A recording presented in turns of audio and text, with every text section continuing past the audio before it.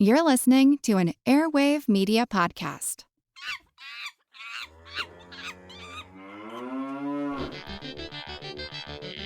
Welcome to the past and the curious. Important animals in history.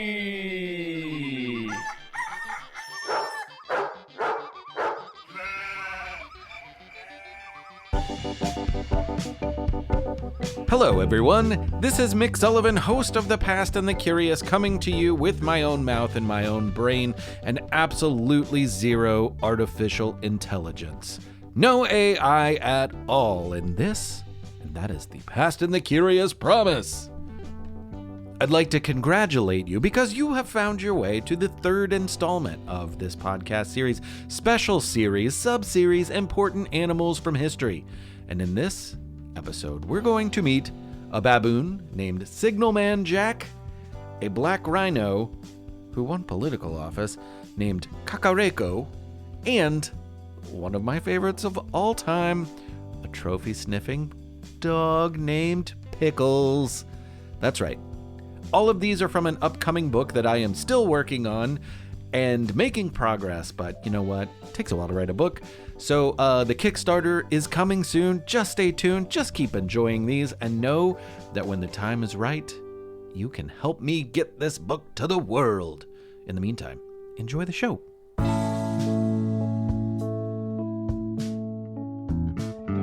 They say that good help can be hard to find. So James Wide was lucky to meet a Chacma baboon who came to be known as Signalman Jack.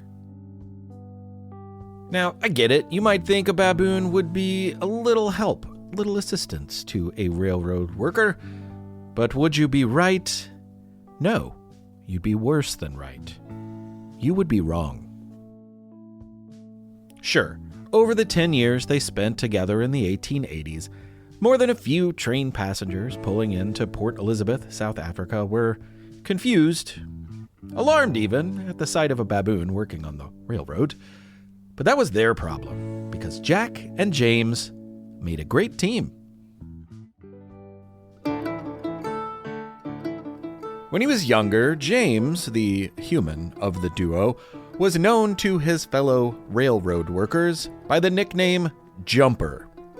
James Jumper Wide was a bit of a daredevil, and he had a habit of jumping from railcar to railcar.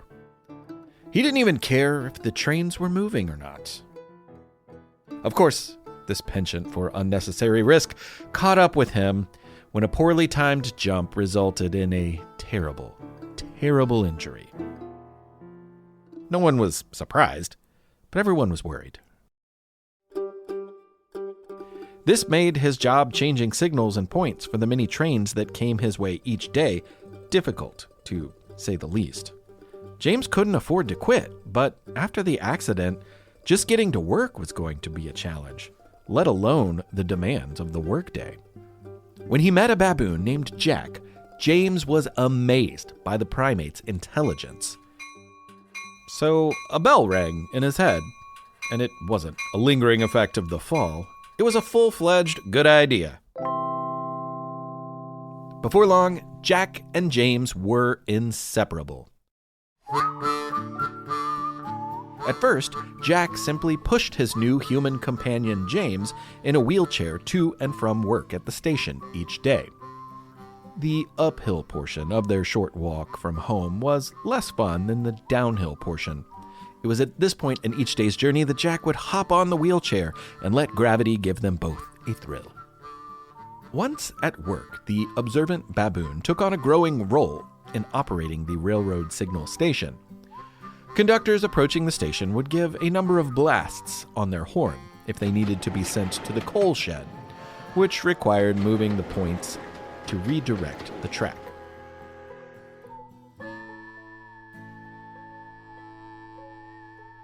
After watching James do it a few times on his crutches, Jack heard the train signal and hopped right up to take care of it himself. So as time went by, Jack handled all of the levers and switches that oncoming trains needed. James kept an eye on the helpful baboon and made sure his work was done correctly, but it was barely necessary. as far as we know, Signalman Jack never made a mistake. Now, of course, someone's always going to have an issue with a baboon. One passenger through the station was shocked to see the animal pulling the levers that affected so many lives and so much cargo. She was so shocked, in fact, that she filed a complaint. How could you trust a baboon with this job? Railroad officials investigated, but ultimately decided that they didn't care if he was human or not. They only cared about whether Jack could do the job. Jack was supervised, and he had been really well trained by James Jumper Wide, so the baboon was really good at his job. So to prevent any problems in the future, the railroad company decided to give Signalman Jack an official employee number along with a weekly paycheck. So Signalman Jack spent 9 years with James Wide working on the railroad all the livelong day.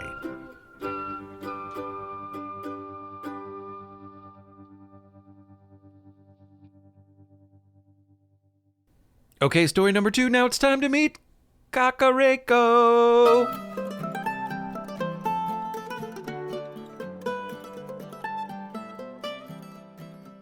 Sometimes human people running for political office leave a lot to be desired.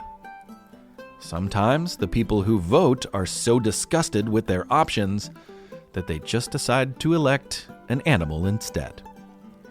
A surprise candidate took an election by storm in Sao Paulo, Brazil in 1959.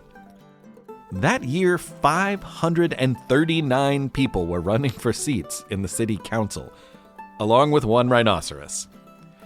When the votes were counted, Cacareco, a 5-year-old black rhino at the local zoo, received more votes than any of the humans. So, how's that for disgust with politics? Unfortunately, corruption and dishonesty are traits that many people have. On the other hand, rhinos are incorruptible. Sure, they might be smelly, eat bushels of hay every day, be too large to sit at the desk, have no true awareness of the spoken language, and they are very rarely housebroken. But at least they're honest. They might accidentally eat a book, but they're never going to misspend public money intended for the local library.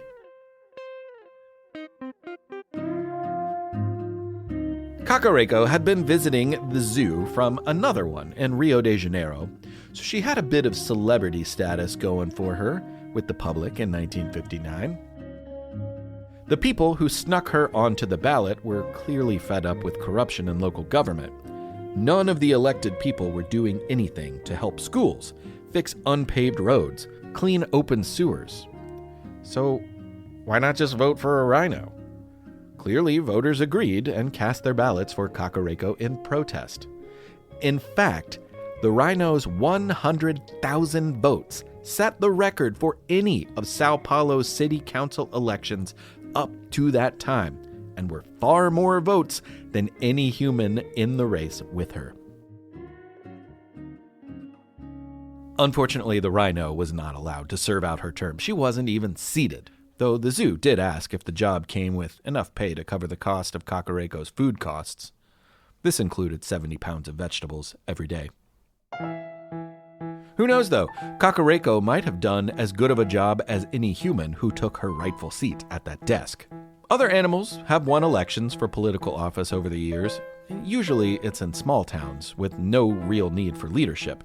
Usually there's a legal rule that says they must elect someone. So that's how so many small towns have wound up with dogs, cats, and even goats as mayors. Now I'd like to have a quick pause. How long? How quick? Oh, well, 30 seconds. Because before we get back to the animals, it's time for You Have 30 Seconds. Thanks, Mick. That's right. It's time for You Have 30 Seconds, the time in the show where listeners have 30 seconds to tell us something from the past, something fantastic, something cool. So here comes Aquila to do just that now. Aquila, and I'm from Columbus, Ohio. In 1836, the Texan War of Independence had its most famous battle. Mexican President Santa Anna intended to crush the American rebel once and for all at a Spanish mission called the Alamo, but was thwarted by a small band of settlers for 13 days. American rebels pushed down the ladders of attacking Mexican soldiers and kept up their defense even as they died. Their loss inspired Sam Houston to fight Santa Anna again 6 weeks later, this time winning the Texan independence. Great work, Aquila. Thank you so much for sending your You Have 30 Seconds. And I will always remember the Alamo, as the saying goes. But another thing I'll always remember about the Alamo is thanks to Pee Wee Herman, I know that there is no basement in the Alamo. Some of you might get that. If you have a 30 seconds, you just got to record it and send it in to hello@thepastandthecurious. It's the moment we've all been waiting for, my friends. I'd like to introduce you to a dog named Pickles. Every 4 years, football fanatics, also known as soccer fans in America, scream and yell at screens showing the sport's biggest event, the World Cup. At this special time, teams from around the world meet for several weeks of competition while the global fan base cheers them on in hopes of victory. Champions enter into sports immortality by earning a place in the history books, or at least on the Wikipedia page for World Cup champs. They also get a pretty sweet trophy to boot. When England hosted the World Cup in 1966, the nation was hopeful. Their team had always come up empty-handed, time and time again bounced from the tournament like a ball off of a goalie's face. But fans believed this year was different. Their team was good. They were on their home turf, and the dream of finally hoisting the trophy over their heads seemed within reach. Everyone could practically smell it. So when the trophy was displayed in public before the tournament, British crowds were eager to have a look at what could be theirs. But they didn't have long to see it. On the second day of the pre-tournament festivities, a trophy poacher pilfered the prize. It was hard to believe, but the World Cup trophy was stolen right in front of everyone's noses. England's best detectives from Scotland Yard came up empty-handed in the search that followed. Days went by, leads went cold, and hope kept slipping away. Turns out that finding this missing trophy was not a job for people. It was a job for a dog, specifically a little collie named Pickles. On March 27th, Pickles was out for a normal walk on a normal day with his normal human. By all accounts, he was a very normal dog. He certainly had no idea that the World Cup trophy had been stolen. Nevertheless, when Pickles noticed a roll of newspaper under a parked car, the trash captured his attention. All sorts of things can get dogs excited. Squirrels, doorbells, mail carriers, and, as it would turn out, stolen trophies. It's a good thing that some unsuspecting driver had not gotten in their car and driven off, because inside the twisted newsprint hid the stolen World Cup trophy. The precious prize could have easily become a sad, golden pancake. But the trusty nose of Pickles knew something was not right. Thanks to his instincts, the trophy was safely returned to the stadium in time for the tournament to begin. And Pickles was a hero. But he also might have been a good luck charm. A few weeks later, after all of the goals were scored, all of the whistles were blown, and all of the screams were screamed, England won their first World Cup trophy, a trophy recovered by Pickles. At the award ceremony, Pickles was invited to join the team. And after being reunited with the trophy in front of an adoring and elated crowd, the black and white collie went on to enjoy celebrity status. That same year, he starred in the movie The Spy with the Cold Nose.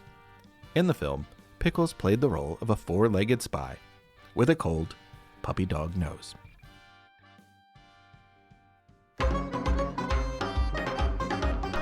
Cha-cha-cha! Well, that's the third episode of Important Animals from History. I am Mick Sullivan. This is my brain. This is my mouth. There is no AI. I'm going to start saying that more because, you know what? There are podcasts that are now out there for kids that are AI. And there's a history podcast that is AI. And I'm pretty sure they trained it on mine as well as other shows like Dork Tales and Forever Ago. And shows that are made by people who work hard and really care. And that's me, and that's all of the creators that I know. So I just want you to consider that when you are deciding what to press play on when you are listening to a podcast. I am a person, and I love doing this. So thank you for listening. I'll be back in just a couple weeks with an episode that is more of a traditional full episode. You know, we've got a rhythm going. And it's about some things that got lost and then found. Might surprise you, though, what I'm going to talk about. So, thank you very much. It's the end of the school year where I am. It's probably getting close to that for you. So, I hope you have a successful end of the year. I hope it's an easy entry into summer. I know that I'm going to spend many a days with my family swimming at our beloved pool where we go visit. We're part of a community pool. It's great. So I hope you find some joy and don't sweat too much because it's gonna get hot. My best to you and yours. I'm Mick Sullivan. This is The Past and the Curious.